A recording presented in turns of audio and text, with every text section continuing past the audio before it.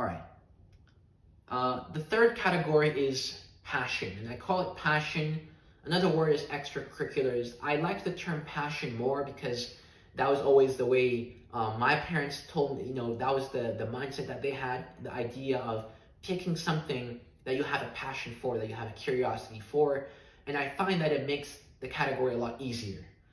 It's a lot easier to do something that you like, something that you're good at, something that you're curious about, than doing something that you're not.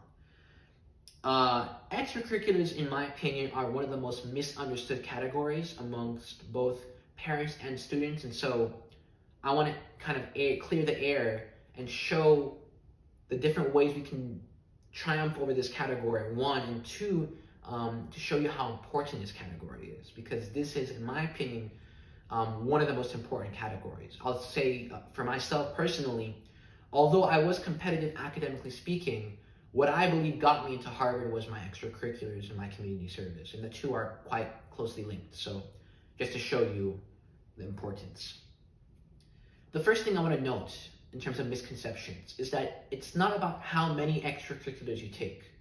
I'll say that again. It's not about how many extracurriculars you take. Some people take like 20 different extracurriculars, and that is not going to make you competitive. In fact, that might make you less competitive because you've spread yourself so thin on so many different activities that you haven't probably able to log in something that's meaningful, that's impactful, that's eye-opening and jaw-dropping.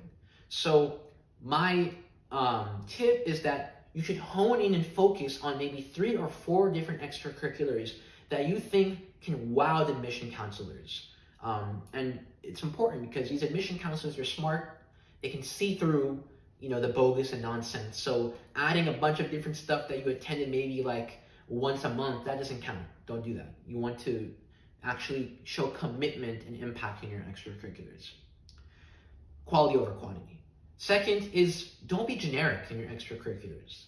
For instance, I see a lot of students that like to do track, that like to do basketball, and I'll tell you I'm a basketball fan, go Lakers. I love basketball, I love sports, but when you're applying to these top elite colleges, unless you're 6'8", you can dunk, you're a nationally recruited athlete, you're not going to be competitive in that. That's just to be frank. So you can play basketball after school, you can go to the Y and hoop with your buddies, but that's not going to be something that you want to put on your resume as a Harvard applicant. Instead, what I would recommend is that you want to find something that's unique. You want to find an extracurricular that you think that no one else really does. Something that really you, as a unique person in your own background, can make your own. So to put myself as an example, as some of you may know, I'm a classically trained pianist. That means I play classical music. And for someone that's a pianist of color, that's pretty much an anomaly. There's not a lot of people that do that. And I had an opportunity, first off, to be competitive in that field, not just as someone of a unique background, but also as someone that can fuse my own unique identity. So for example, in my music portfolio that I submitted to these colleges, I made sure to include a performance of an Ethiopian classical music piece. That's pretty unique. You're not going to find a lot of people that are going to be performing a cultural fusion of East and West of different genres. So that's just to show you an example of how you can be unique in your extracurriculars. And so again, this goes back to the work smart and also work hard.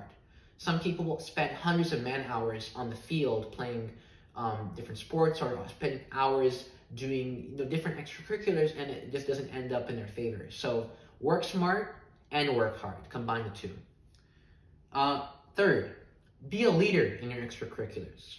A lot of times people gravitate to activities that their friends are doing. So they'll join a popular club, they'll join a popular musical, and my tip for those of you who are trying to be competitive for these schools is whatever people are doing, don't do it. Don't be a sheep. You want to be a leader. So you want to find an activity where you are the one doing the decision making, where you're the leader, where you're the one who can claim responsibility, claim leadership. So for instance, in my school, we have a lot of clubs. We're a school that's known for doing a lot of outside of class activities. So rather than joining or just joining a club where I'm just a member and I'm just not really doing anything impactful, I decided to start my own club.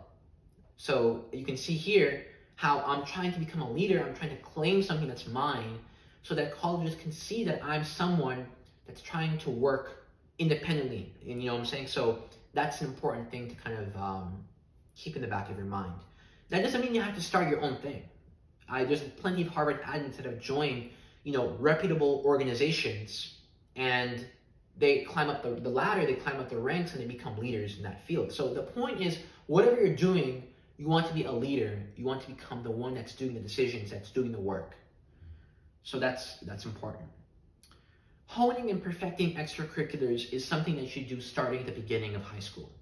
I'll do that again. I'll say that again.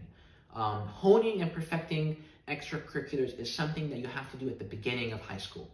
One of the things that I remember stuck with me in 9th grade when me and my parents walked in for a meeting with the high school director is this idea that the first day of 9th grade is the beginning of your path to college. It starts there. And I would even argue it might even start before that, because I'll say for myself, as a pianist, my musical extracurricular was something that I had been developing since the age of 5. So at the time I had been in high school, I had won a scholarship to a music school. I was taking a personal repertoire class. I was part of the Chamber Music Institute. I was taking college level music theory classes. All of this at the beginning of 9th grade. So this shows college's consistency. It shows commitment. It shows discipline. And it also shows skill. Because if you want to take up, let's say, piano at the beginning of 9th grade, then you're not going to have a lot to show for in 12th grade. But let's say you're already able to play a sonata at 9th grade, then your odds are in your favor. So that's also important. Extracurriculars can also be extensions of the academic subjects students pursue. So that means I highly urge, apply to academic competitions, apply to internships, apply to research programs. There's a lot of you maybe that are very academically minded, you're STEM students, and that's very good, so you should apply. I myself applied to internships, I've applied to research programs, and I found that helped me a lot in my resume as well. So I highly recommend that as well. The final category is community. And this is something that top schools have emphasized they want recently. And the reason why I want to talk about this is because I want to make it clear that colleges are not concerned with a student that spends their day at home poring over textbooks. That's not the kind of person they want. They want a person that they can invest in, right? Their letter of admission is an act of investment. They're investing in you. They're investing because they believe you have the potential to be a leader in the community, to impact your community, to change their community. So community service is very, very, very important. And like I said, I think that was one of the things that I think led to my admission.